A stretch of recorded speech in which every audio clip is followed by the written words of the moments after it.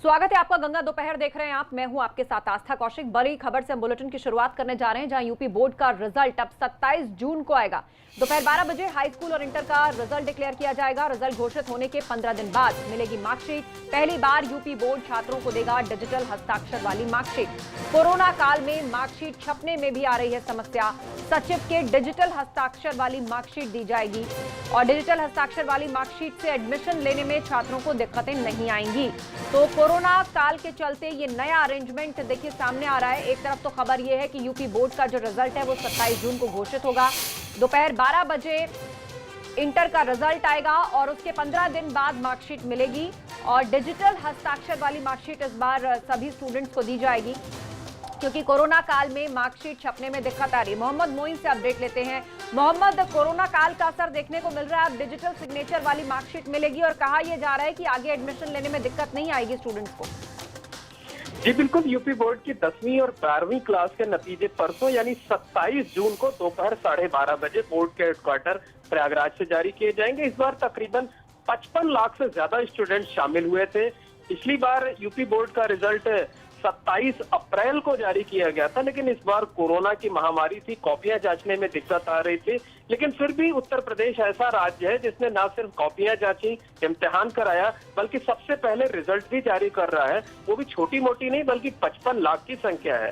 तो कोरोना काल में जो स्टूडेंट्स हैं उनको आगे एडमिशन लेने में या किसी दूसरी जगह इस्तेमाल करने में कोई दिक्कत ना हो, इसलिए बोर्ड ने ये फैसला किया है कि इस बार डिजिटल सिग्नेचर वाली मार्कशीट जारी की जाएगी, जिसको लीगल तौर पर वैलिड माना जाता है और उसको किसी भी जगह इस्तेमाल किया जा सकता है। तो ये प्रयोग उत्तर प्रदेश बोर्ड में पहली बार किया जा रहा है और नतीजों को लेकर जो स्टूडेंट्स हैं उनमें काफी उत्सुकता है। उन्हें बेसब्री से रिजल्ट का इंतजार है और अब सिर्फ 48 घंटे का वक्त बचा है और 48 घंटे के बाद रिजल्ट जारी हो जाएंगे।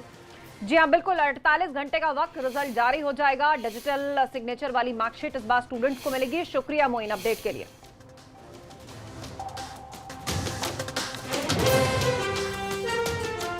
एक और बड़ी खबर आपके सामने हम रखने जा रहे हैं। कांग्रेस विधायक अदिति सिंह मामले पर सुनवाई। कांग्रेस की याचिका पर सुनवाई करेंगे विधानसभा अध्यक्ष। दोपहर 3 बजे विधान भवन में यह सुनवाई होगी।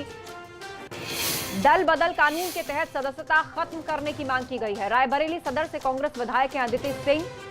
अनुभव शुक्ला फोन लाइन पर जुड़ गए। अनुभव, तफसील से बताएं पूरी खबर।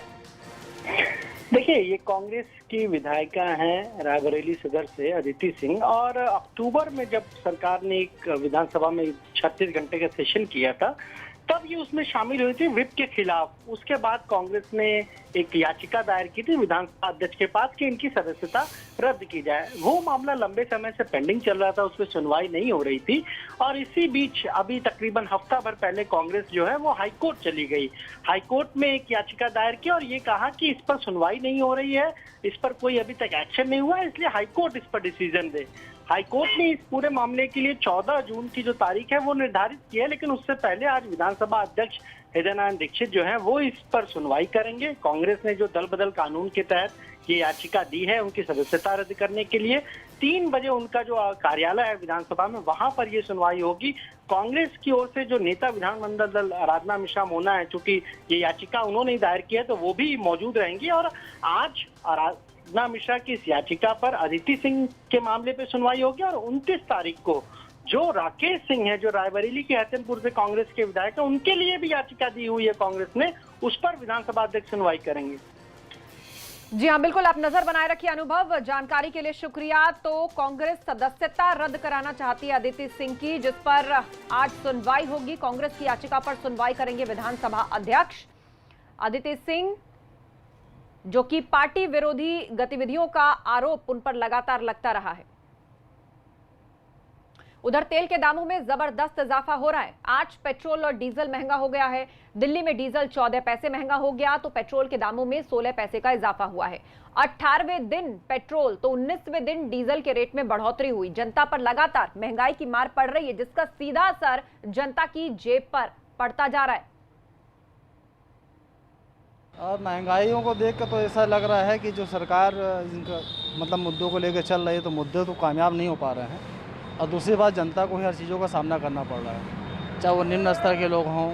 अब जिसके पास तो जो चीज़ है पर्याप्त मात्रा रूप में, तो भी उनके हाथ से निकलता सब चला जा रहा है और परिस्थितियाँ ऐसी बनती चली जा रही हैं कि इंसान का जीना दुर्लभ हो जा रहा है। देखिए, मुझे तो मानना है कि जो गवर्नमेंट के जो नीतियां हैं उनके अनुसार तो देशवासियों को चलना ही होगा और सभी को जानकारी है कि जो पेट्रोल डीजल की जो कीमतें हैं ये गवर्नमेंट के अधीन नहीं आती, ये मार्केट रेट पे चलती हैं। तो हमें इन सब चीज़ों के लिए तैयार रहना पड़ेगा और हाँ, अगर थोड़े से रेट कम होंगे तो स्वाभाविक सी बात है सभी नागरिकों पे इसका अच्छा असर पड़ेगा।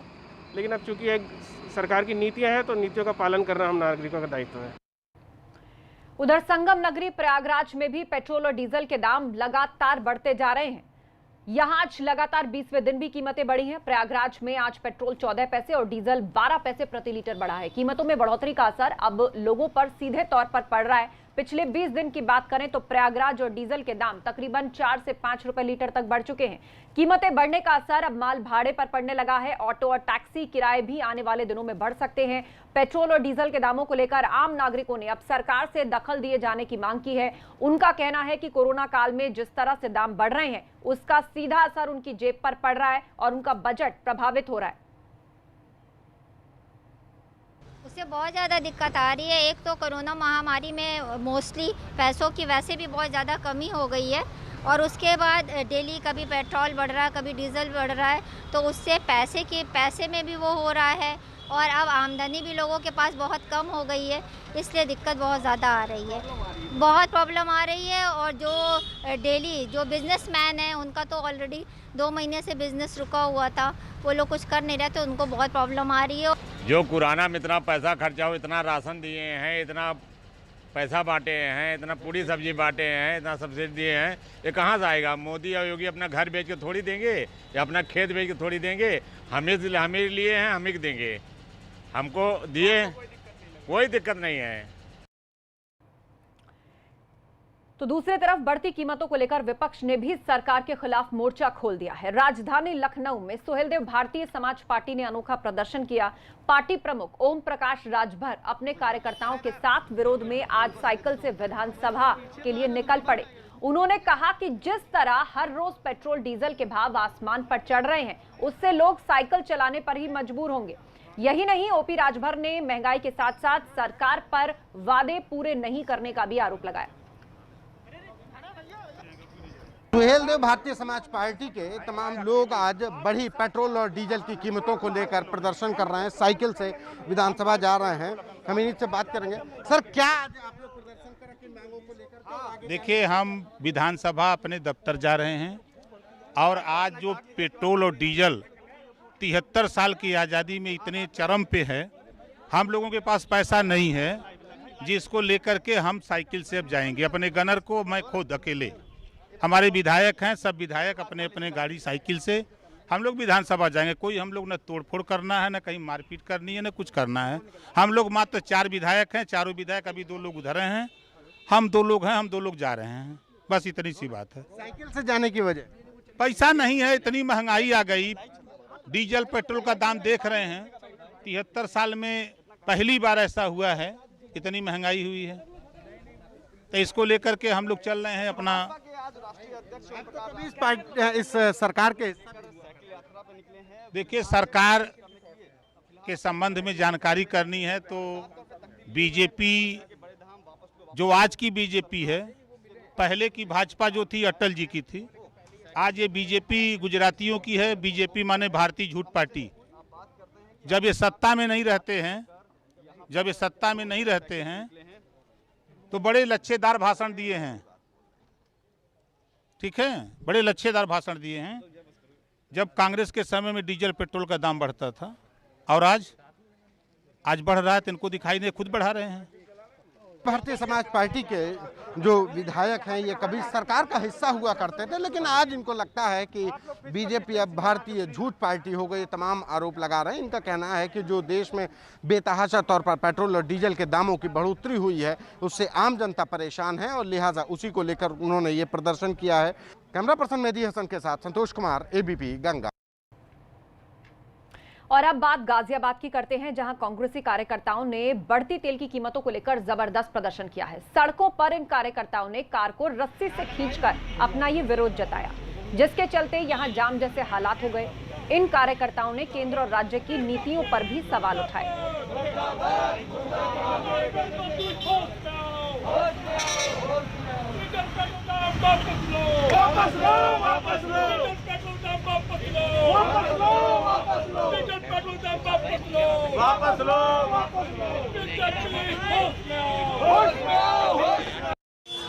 मामला ये है कि देश में इस समय जो पेट्रोल और डीजल की कीमतें लगातार बढ़ती जा रही हैं, इसके विरोध में हम लोग आए हैं यहाँ। जी। जो अनाप शनाप 19 दिन हो गए और आज स्थिति देश में ये आ गई है कि डीजल आज पेट्रोल से भी महंगा हो गया है, जबकि अंतर्राष्ट्रीय स्तर पर तेल के भाव घट रहे हैं और हमारे हैं।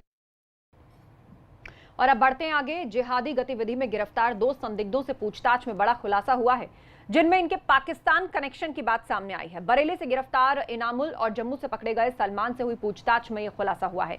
जब दोनों संदिग्धों को आमने सामने बैठाकर पूछताछ की गई तो इनामुल के टेलीग्राम अकाउंट का पाकिस्तान कनेक्शन सामने आया। पता चला है कि गिरफ्तारी से पहले इनामुल ने फेसबुक पर कई अकाउंट डिलीट किए थे, जो सोशल मीडिया पर गुमराह करने के लिए वो चला रहा था। और बताया यह भी जा रहा है कि इनामुल शरीयत का वॉलपेपर लगाकर कट्टरपंथी नसीहतें दे रहा था और दिल्ली में कोई मीटिंग भी करने वाला था।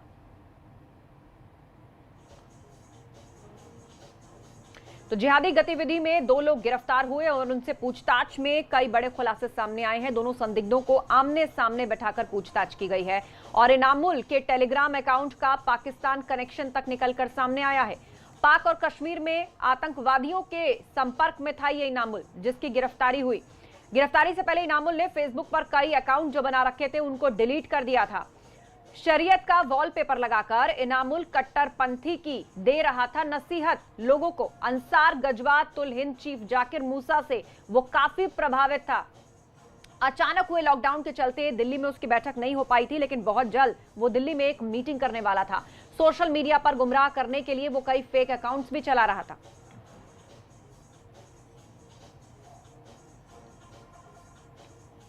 उधर मऊ में पुलिस को बड़ी कामयाबी मिली है। पुलिस ने मुख्तार अंसारी अवैध वसूली गैंग के गैंगस्टर एक्ट में वांछित 3 शातिर नामी बदमाश को गिरफ्तार कर लिया है। मुखबिर की सूचना पर पुलिस ने इन तीनों को गिरफ्तार किया। बताया जा रहा है कि इस गैंग का मुख्य लीडर सऊद अब्बासी के साथ कुल 13 अभियुक्त थे, जिनमें से कुल 11 पर 25-25 हजार का इनाम घोषित किया गया था। उनमें से 3 को पुलिस ने गिरफ्तार कर लिया है।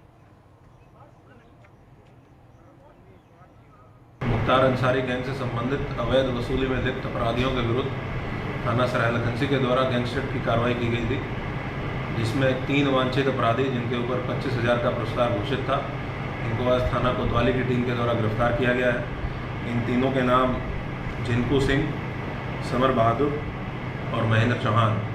थाना कोतवाली के द्वारा इनको गिरफ्तार किया गया है। शेष वांछित अपराधी इस मुकदमे के जिनके ऊपर सभी के ऊपर 25,000 का इनाम घोषित है, उनको भी बहुत जल्दी गिरफ्तार किया जाएगा। और ग्रेटर नोएडा में एसटीएफ ने एक शातिर बदमाश को गिरफ्तार किया है, जो 8 साल से फरार चल रहा था, जिस पर लूट से लेकर हत्या और डकैती जैसे आधा दर्जन मुकदमे दर्ज हैं। इतना ही नहीं, इस शातिर पर 50,000 का इनाम भी रखा गया था। इस बदमाश का नाम धूम बताया जा रहा है, जिसे एसटीएफ ने सूरजपुर इलाके से गिरफ्तार किया है। तो ये बदमाश, जिसका नाम धूम है, 8 साल से वांछित था, हत्या से लेकर लूट डकैती जैसे संगीन मामलों में आरोपी था। एसटीएफ ने इसको सूरजपुर के पास से गिरफ्तार किया है। औरैया में तेज रफ्तार का कहर देखने को मिला है। यहां के बेला थाना क्षेत्र के रहने वाले सीआरपीएफ के जवान की कार दुर्घटना में मौत हो गई। जवान अपने परिवार के साथ कार से बिधूना आए हुए थे, लेकिन बेला जाते वक्त अनियंत्रित ट्रक ने टक्कर मार दी और जवान की मौत हो गई, जबकि हादसे में पत्नी गंभीर रूप से घायल हुई है, जिन्हें स्वास्थ्य केंद्र बिधूना में भर्ती कराया गया है। सिंह जो कि सीआरपीएफ में श्रीनगर में तैनात थे, 1 महीने के अवकाश पर आए थे, जो भी पता चला है। सब परिवार ये बिधूना से बेला की ओर जा रहे थे। सूचना मिली कि 9 बजे के आसपास इनकी किसी अज्ञात ट्रक से टक्कर हो गई है। मौके पर बेला फोर्स थाने का फोर्स पहुंचता है और एम्बुलेंस भी बुलाई जाती है। मौके पर इनको निकाला जाता है, अस्पताल पहुंचाया जाता है, जहाँ पर डॉक्टरों ने उनको मृत घोषित कर दिया जाता है। अन्य जो इनकी पत्नी और बच्चे घायल थे, उनका इलाज वहाँ पर कराया जाता है। बड़ी खबर इस वक्त बुलंदशहर से आ रही है। बेकाबू ट्रक की कार से टक्कर की खबर है। इस हादसे में एक बुजुर्ग की दर्दनाक मौत हो गई है। 2 लोग घायल हुए हैं। इलाहाबाद हाईकोर्ट से वापस लौटते वक्त यह हादसा हुआ है। पुलिस ने ट्रक चालक को हिरासत में लिया।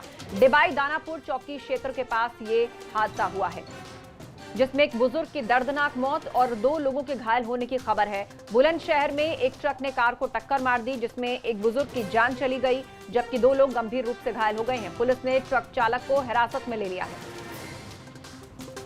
डिबाई दानापुर चौकी क्षेत्र के पास यह हादसा हुआ है।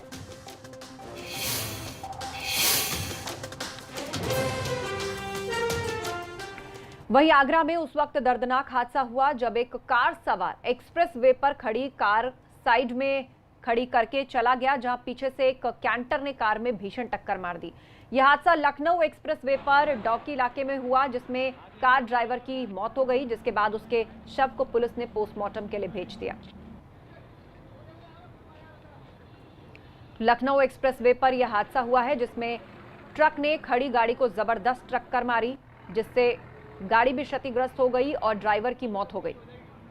बताया जा रहा है ये गाड़ी खड़ी थी, लेकिन पीछे से तेज रफ्तार आ रही ये ट्रक जो कि सामान से लदा हुआ था, उसने इसको टक्कर मारी और ड्राइवर की इस हादसे में मौत हो गई। प्रयागराज से बड़ी खबर आ रही है। आग में जिंदा जलकर महिला की मौत हो गई है। गैस लीक होने से भीषण आग लग गई थी। एक विवाह कार्यक्रम में खाना बना रही महिला की मौत हो गई है, जिससे पूरे गांव में हड़कंप मचा हुआ है। 12 थाना इलाके का ये मामला है। गैस लीक होने के कारण आग लग गई और ये आग इसने भीषण रूप अख्तियार कर लिया, जिसके चलते एक महिला की मौत हो गई। ये महिला विवाह कार्यक्रम में खाना बना रही थी, तभी गैस लीकेज हुई और वहां पर आग लग गई, जिसमें जिंदा जलकर इस महिला की मौत हो गई है। इस घटना के बाद से पूरे इलाके में हड़कंप मच गया है। 12 थाना इलाके का ये मामला है। शादी समारोह में एक महिला खाना बनाने के लिए आई थी और गैस लीक के कारण आग लगी। इस आग ने भीषण रूप अख्तियार कर लिया, जिसके कारण इसकी मौत हो गई। अलीगढ़ के बन्ना देवी थाना क्षेत्र में घरेलू विवाद में एक परिवार के 3 लोगों की मौत हो गई। आधी रात को पहले पति ने पत्नी को गोली मारी, जिसके बाद खुद को भी उसने गोली मार ली। थोड़ी देर बाद छोटे भाई ने भी खुद को गोली मारकर अपनी जान दे दी। दोनों भाइयों की मौके पर मौत हो गई, जबकि पत्नी की सांसें चल रही थी। उसे अस्पताल ले जाया गया, पर उसने रास्ते में दम तोड़ दिया। पुलिस ने फिलहाल तीनों को पोस्टमार्टम के लिए भेज दिया है और मामले की जांच में जुट गई है।